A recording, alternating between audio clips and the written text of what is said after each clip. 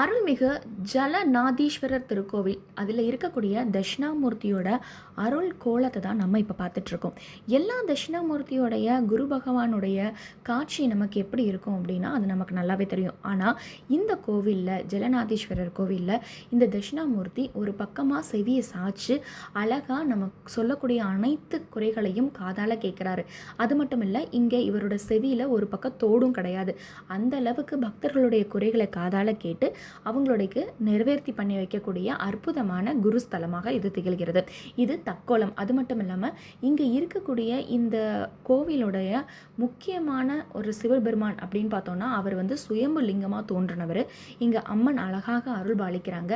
இந்த ஐயர் ரொம்பவே அற்புதமாக இந்த கோவிலுடைய வரலாறையும் இந்த கதைகளையும் ரொம்ப அற்புதமாக விளவரிச்சார். மிக்க நன்றி தெரிவிச்சுக்கிறேன். அனைவருக்கும் அந்த தட்சிணாமூர்த்தியின் அருள் கிடைக்க வேண்டும் என்று பிரார்த்திக்கிறேன்.